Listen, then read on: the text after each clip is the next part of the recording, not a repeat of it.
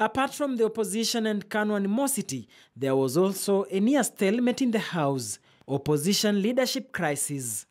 Ford Kenya and Ford Asili had equal number of members of parliament in the House. So between the late Jaramogi Oginga Odinga and Kenneth Njindo Matiba, who would become the leader of the official opposition? So how this issue was resolved was that Matiba suddenly decided he would just be making technical appointments in parliament. So Ford Asili stopped sort of pushing to be the official leader of the opposition. I think the arguments had been, oh, Matiba got more votes, which is true. He got nearly 1.5 million votes. Jaramogi had got 1 million votes. So strictly speaking, if he had pushed that argument, he probably would, Ford Asili would have been the official opposition. But the issue was then other alternatives were being suggested. That it doesn't matter. This is not an issue of the presidential votes cursed. It's a question of how many members of parliament do you have. And I think at one time it was being suggested that we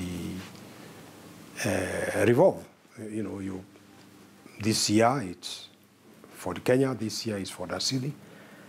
But before all that could sort of crystallize and resolve itself, Matiba decided he didn't want to take part in the proceedings in parliament, so he couldn't become leader of the official opposition, so naturally Ford Kenya took it up. The very House had also two other unique features.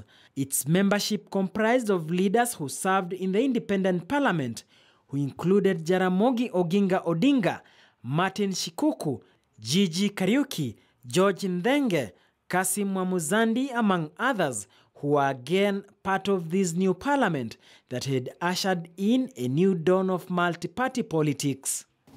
Members who came to parliament, who were in the independence parliament and before, had outstanding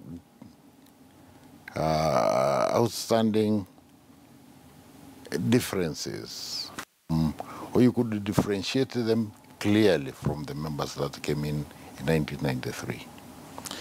The first thing is that the members who were in the fight for independence, the new parliament at independence, were people who respected the institution of parliament. The second thing is that they respected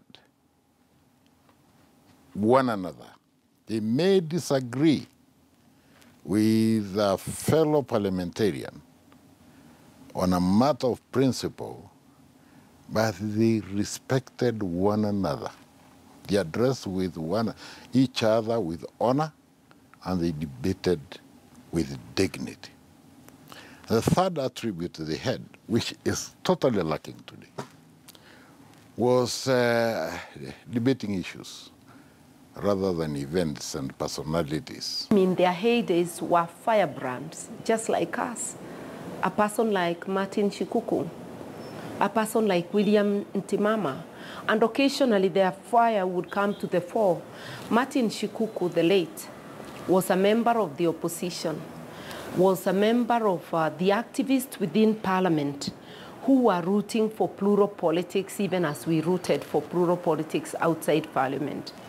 I would say that the Honorable Martin Shikuku, now late, never lost his fire. He died a firebrand, just like he was. And it was easy working with them, notwithstanding the age difference.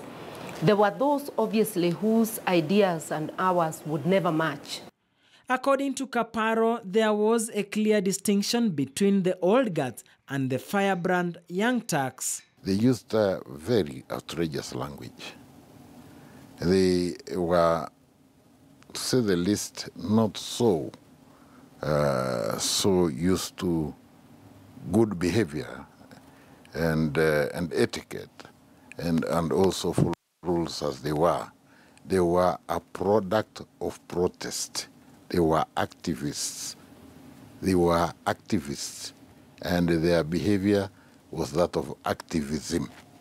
And activism and orderly conduct do not sit together. There was a very good blend, I must say.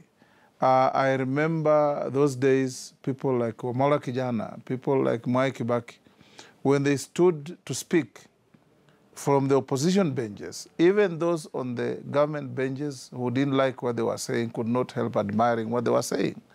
I could recall Mwai Kibaki at the time as a shadow spokesman on economy and budget, could stand up for 2 hours without reference to any material and walk through the budget and simplify it and dismiss it and walk away. And for us who are new in the House, were very excited to see this kind of approach. Martin Shikuku, who was then the de facto leader of Fodasili, then we didn't have a cap on how long members could speak in the House. I could recall Martin Shikuku addressing Parliament for a week on his own. Every day after statements, he goes on with a bill, and you could never find him repeating himself, and you could always find a delight listening to him.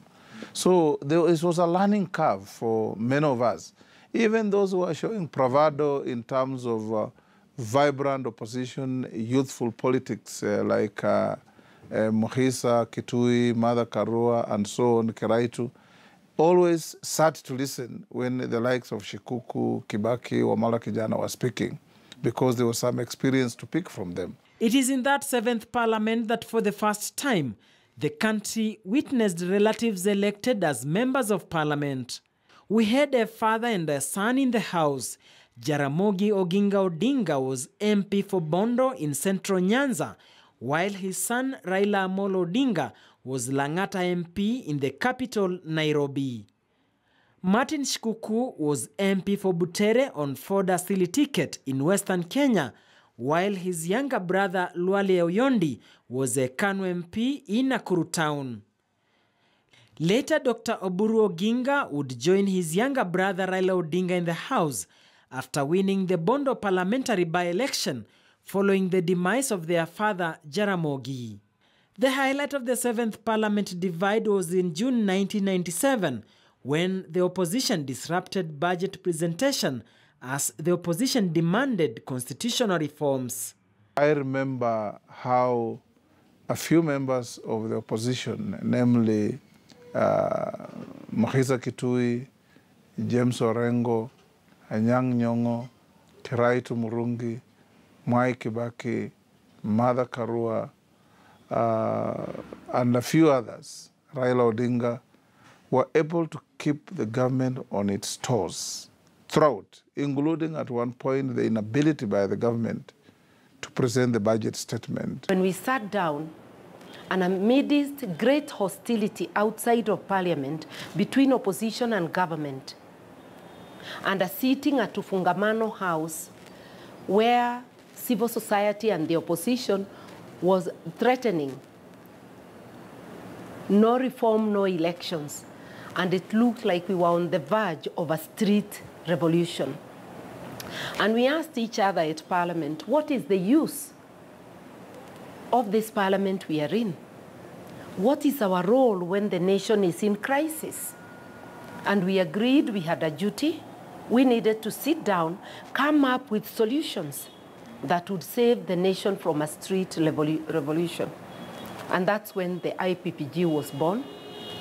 We came up with constitutional legal reforms, which I would say have defined this country.